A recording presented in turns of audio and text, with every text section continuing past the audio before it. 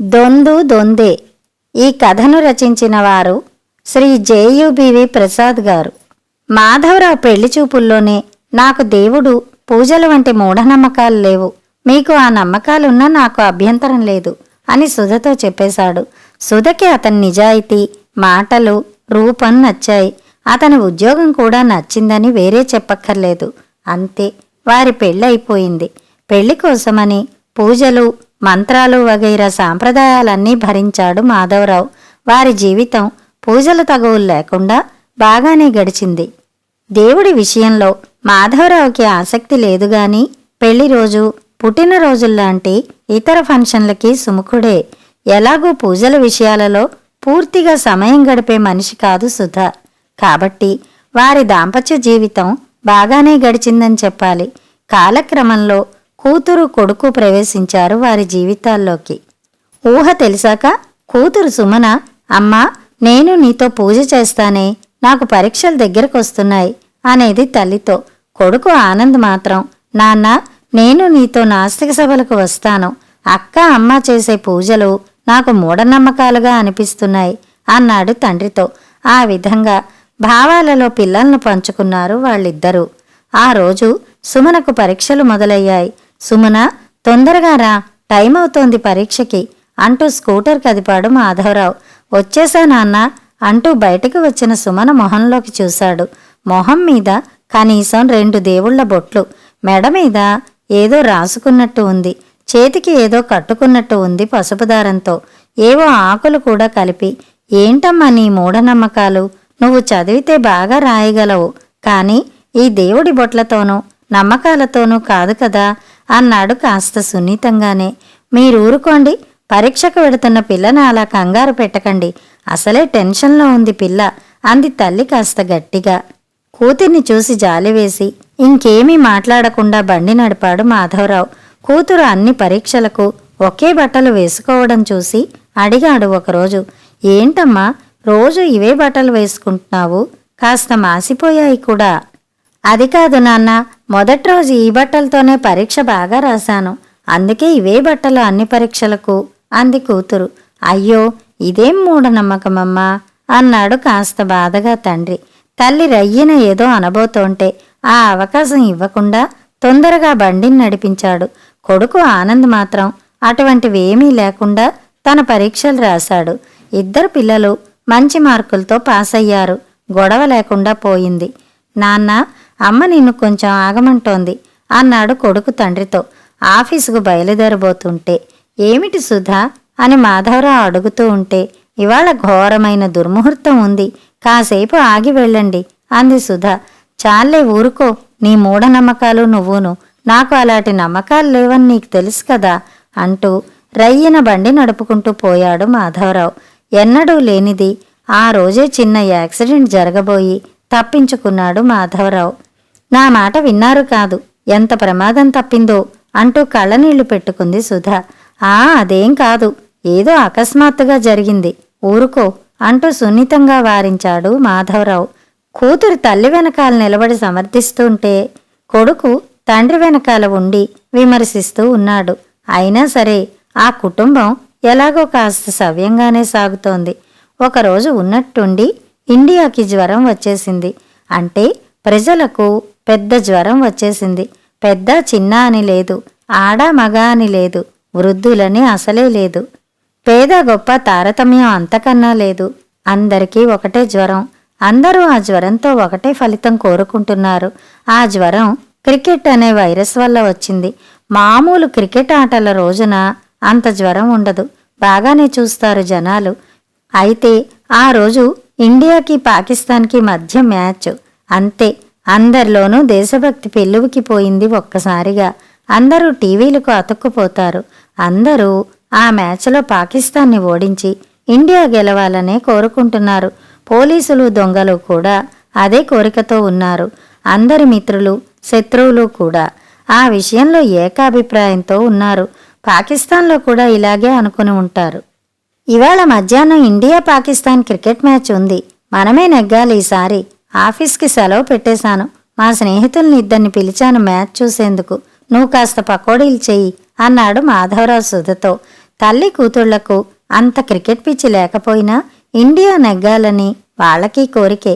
కాసేపు కూర్చుని చూడ్డం వాళ్లకు ఇష్టమే. మా కాలేజీలో మధ్యాహ్నం క్లాసులు క్యాన్సిల్ చేశారు ఇవాళ క్రికెట్ మ్యాచ్ చూడ్డానికి. నా 2 ఫ్రెండ్స్ కూడా వస్తారు మన ఇంటికి అన్నాడు కొడుకు. ఇల్లంతా సందడి సందడిగా ఉంది.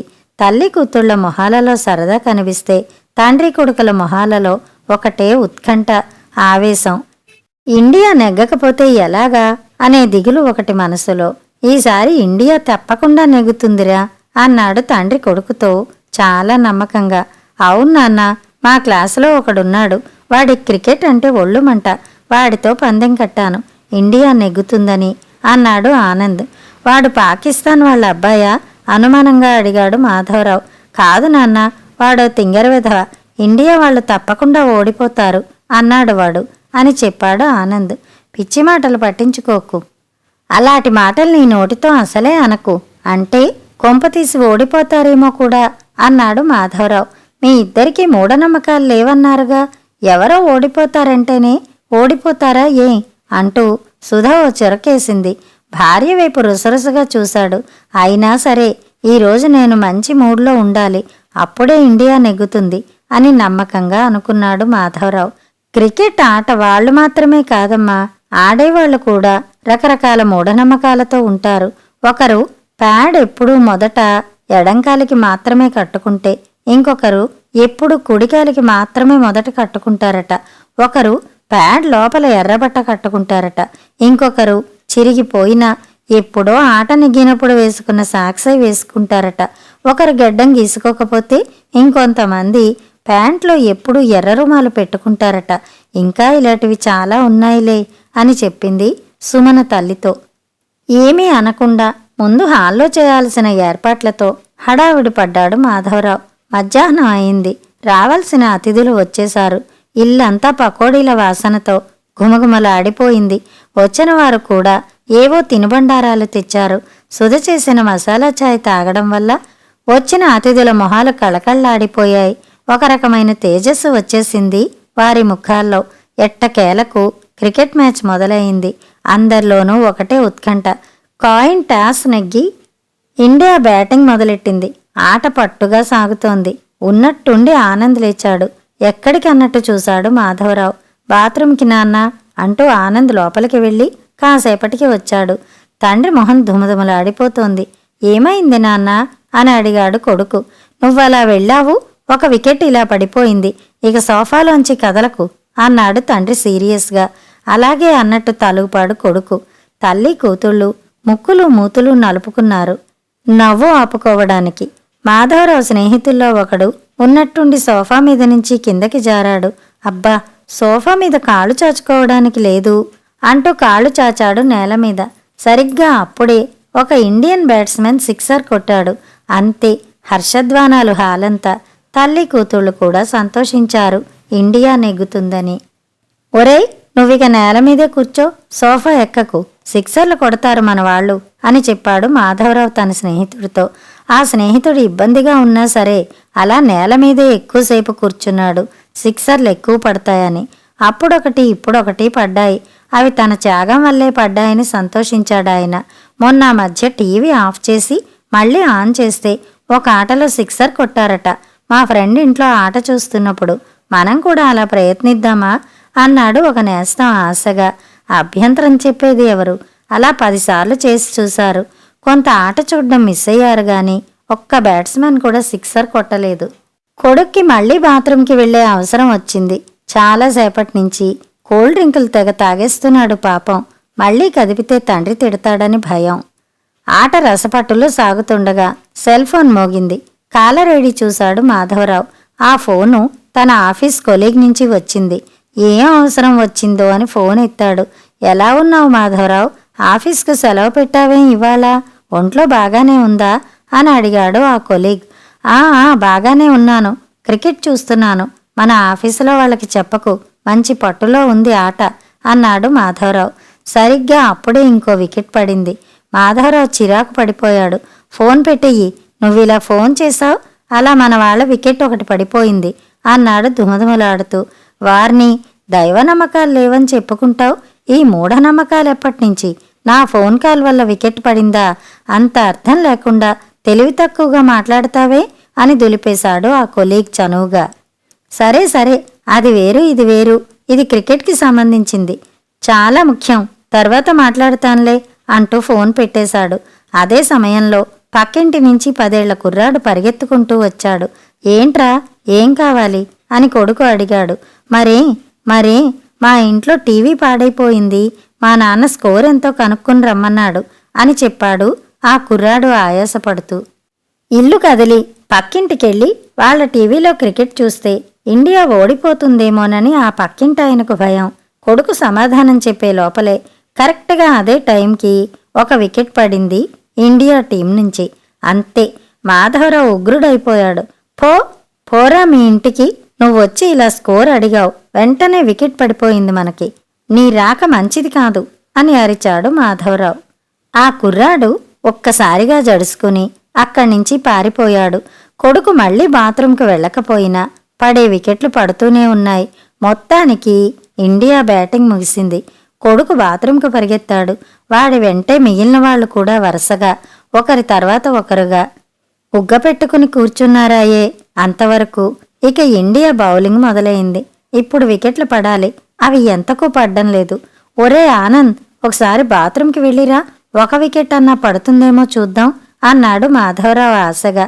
కొడుకు వెళ్ళి వచ్చాడు పాపం క్రమశిక్షణతో. అయినా వికెట్ పడలేదు. ఒక టైంలో కళ్ళు మూసుకుని క్రికెట్ విన్నారు, ఏదన్నా వికెట్ పడుతుందేమోనని. అవతల టీం వాళ్ళు కొన్ని సిక్సర్లు కొట్టారప్పుడు. ఆ టెక్నిక్ పనిచేయలేదని కొంతసేపు వేళ్ల సందుల్లోంచి చూశారు. ఒక వికెట్ పడింది, అంతే. అలాగే చూడ్డం మొదలెట్టారు చాలాసేపు. అయినా రెండో వికెట్టు ఒక పట్టాన పడలేదు. విసుగు పుట్టి మొహం మీద నుంచి చేతులు తీసేశారు. అంతే, రెండో వికెట్ పడింది. ఇక వాళ్ళకి మొహం మీద చేతులు పెట్టుకుని వేళ్ల సందుల్లోంచి చూడ్డం తప్పైపోయిందని అర్థం అయిపోయింది. సుధా సుమనలు ఆ కోతివేషాలన్నీ ఆసక్తిగా చూస్తున్నారు. ఆట ముగిసింది. ఇండియా ఓడిపోయింది. అక్కడ ఉన్నవారి మొహాలు విషాదంతో నిండిపోయాయి. మన వాళ్ళు బాగానే ఆడారు, అయినా అదృష్టం లేకపోయింది అని తమకు తామే చెప్పుకున్నారు. మొత్తానికి బరువెక్కిన గుండెలతో ఆ రాత్రి మంచాలెక్కారు అందరూ. ఆ మన్నాడు అందరూ రోజువారీ పనుల్లో పడ్డారు. సాయంత్రం వచ్చేటప్పుడు ఒక కొబ్బరికాయ తీసుకురండి, గుళ్ళో కొట్టాలి, మొన్న మధ్య మొక్కుకున్నాను అంది సుధ భర్తతో. అదో మూఢనమ్మకం, గుళ్ళో కొబ్బరికాయ కొట్టడం ఎందుకు, వాళ్ళు ఒక చిప్ప తీసేసుకుంటారు, అదేదో ఇంట్లోనే కొట్టుకోకూడదు అన్నాడు మాధవరావు విసురుగా. మీరా మూఢనమ్మకాల గురించి మాట్లాడేది? నిన్న క్రికెట్ టైంలో మీ మూఢనమ్మకాలు బాగానే చూశాను, చాలండి, నాకు చెప్పకండి ఆ మాటలు అంటూ వస్తున్న నవ్వును బలవంతంగా ఆపుకుంది సుధ. తేలుకుట్టిన దొంగల కిక్కురు మనకుండా అలాగే తెస్తాలే అంటూ స్కూటర్ స్టార్ట్ చేశాడు మాధవరావు.